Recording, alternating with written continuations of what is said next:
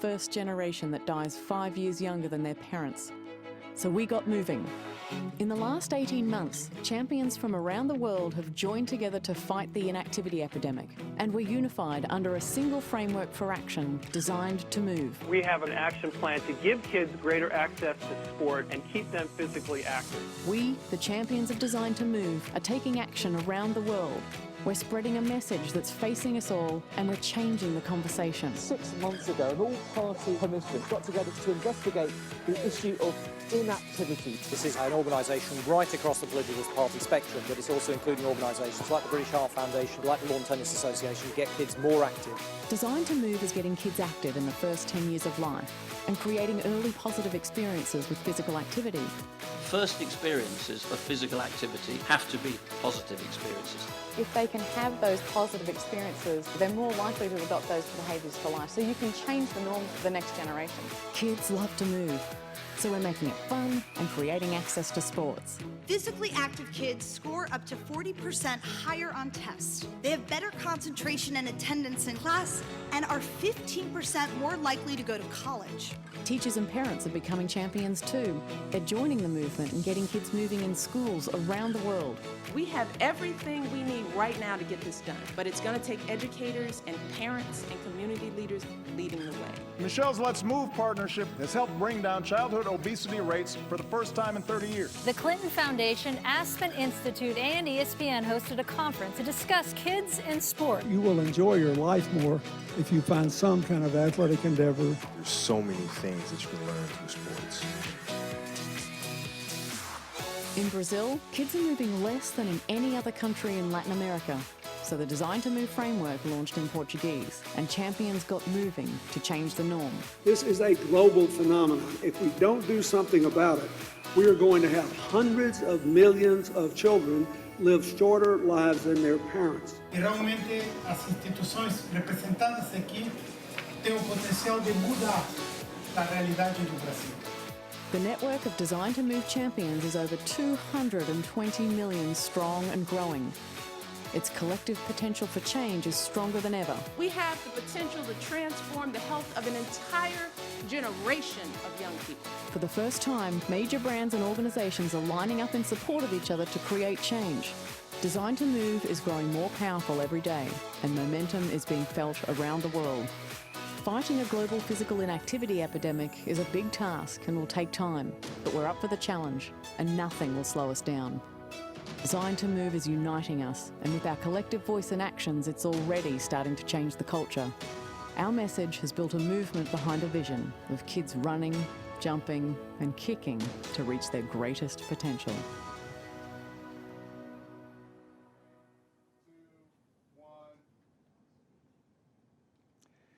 Good afternoon, and thank you for joining the Design to Move webcast.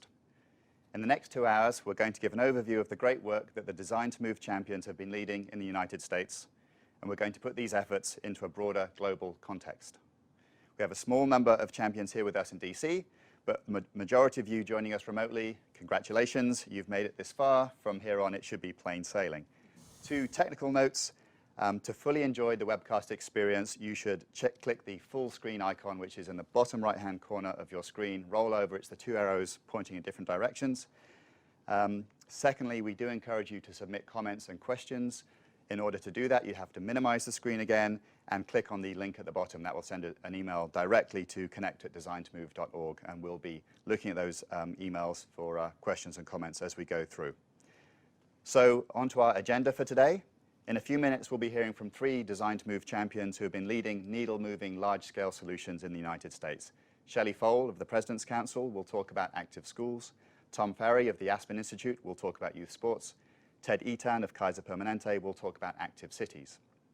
After those 3 deep dives, Kelly Lau of Nike will update us on what work that's underway to facilitate and accelerate our collective efforts.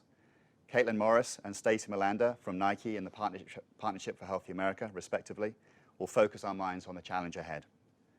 And finally, we'll have an opportunity for a brief Q&A. As I said, we'll select a number of questions and comments that you have posted. We'll try and select those that are most appropriate, group them together, and I'll pose those to the panel. So please do let us know your thoughts. And so to begin, I'd like to introduce Lisa McCallum of Nike and Jim Whitehead of the American College of Sports Medicine to establish the global context, and to talk about the momentum of the Design to Move social movement. Hi everyone, it's great to be here. Much progress has been made since we launched the Design to Move framework in September of 2012. Now, we're certainly not near the finish line yet, but we are headed toward success. And amongst all of the hurdles and issues that can consume multi-sectoral and multi-stakeholder work, we're doing a number of things right. And that's what I really wanted to focus on this afternoon as we set up some context for the broader and deeper conversations today. So 3 things. The power of moving forward with a unified and shared vision. Secondly, the critical nature of having a very short but sticky list of ideas.